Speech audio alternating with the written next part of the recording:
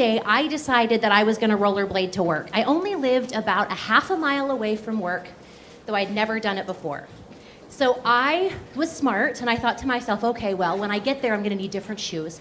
So I put my backpack on, I borrowed my roommate's rollerblades, and let me back up for just a minute. Michelle McCullough is a sedentary lass. My idea of an Olympic sport is from the couch to the kitchen. So I don't know what impressed me that day to go on some sort of aerobic journey right before work, no less, in overalls. I really wish they'd come back, by the way. We'll save that for another day too. So I decide I'm going to rollerblade. I've got my business shoes in the back in my backpack, and I set off. Now I quickly realized that this is not going to work very well. My experience with rollerblades to this point were minimal, and I didn't know how to use those little stoppy things on the back. If there's an official term, I don't know, because I just roll onto the grass and call that braking. Okay, so this is fine though. That's worked for me in the previous twice I'd ever rollerbladed, so I wasn't fearful. But one thing that I figured out really quickly on rollerblades that I didn't ever realize in a vehicle is that the back of Ancestors Square, as you come around the front, as I was approaching from the back, of course, is there's an ever so slight decline.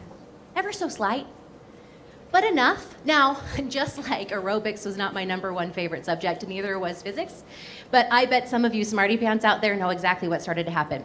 I'm in a business area now, so there's no grass. I still don't know how to use those little stoppy things on the back, even in emergency circumstances.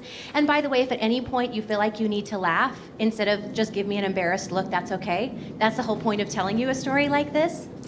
I'm picking up speed, and I'm rounding the corner, and I don't know what I'm gonna do. And all of a sudden, almost sent from heaven, I see one of these. Now, this is not the actual picture, but there is one of these. I think it's still there on Ancestor Square. It's historic now. And I think to myself, it's all right.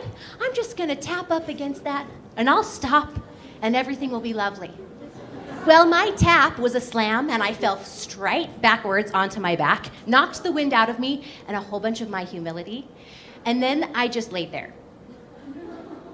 Who just saw me? And I can barely breathe, but I decide that I'm gonna be fine. I quickly take off the rollerblades. I'm close enough to work now, we can just walk the rest of the way. And I dust off my overalls, they were khaki in case you were wondering, and I go and trot off into the office. Now, I don't know if these kinds of things happen to you, but they happen to me on a regular basis. My husband often, frequently, calls me the girl that's a hazard to herself. And so I know that and consider that to be my main theme song, and I can sing it on any given occasion.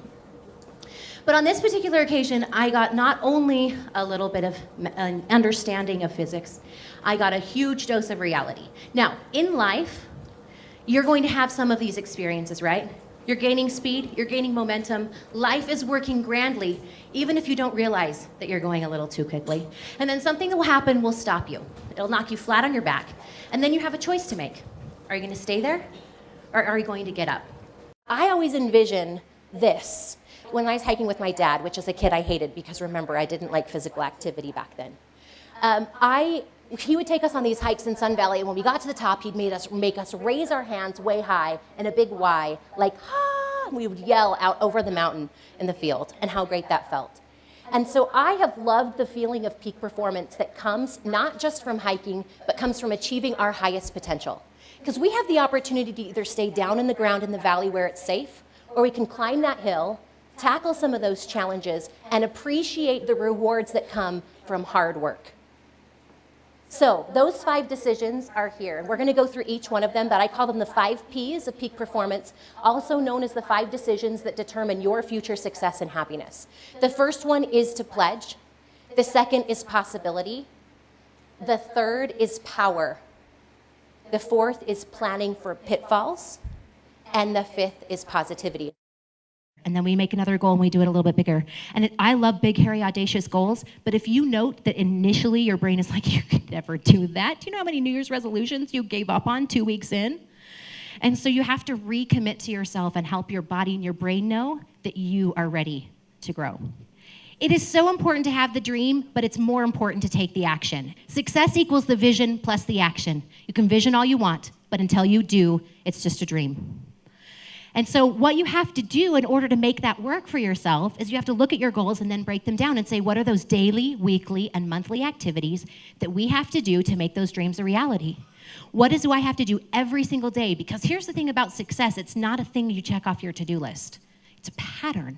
It's something that you do on a regular basis that helps you. Oprah wasn't successful once. She took that blueprint that she could figure out for herself and then applied it to a network, applied it to a magazine, applied it to a television show, applies it to all kinds of products and services, applies it to movies. She takes the same principle. So wherever you go, whenever you decide to switch boats, it doesn't matter because you can figure out that formula for success for yourself.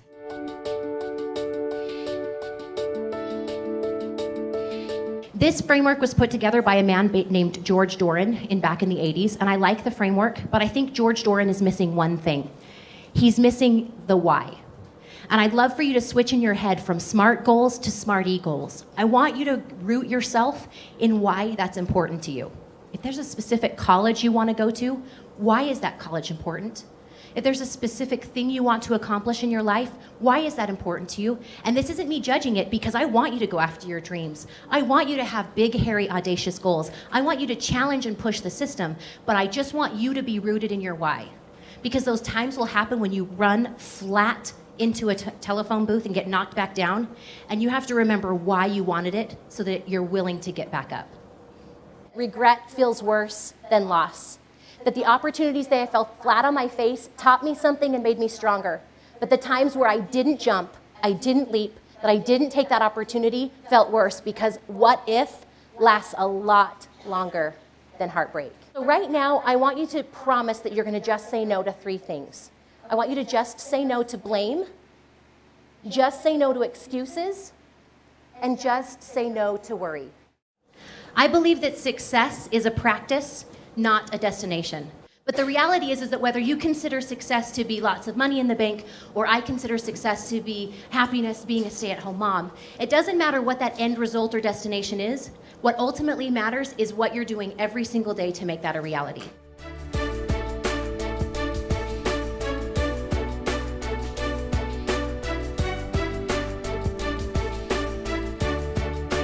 That time where I went careening into the telephone booth didn't stop me from still continuing to exercise. And even though that I'm a sedentary lass, I'm a recovering sedentary lass.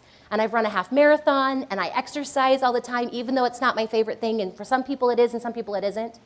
But every time something happens to me, like for example, the time that I was training for a half marathon and I sprayed myself with mace, and there's mace in your face and you're going, this is a sign. I should not be running ever again.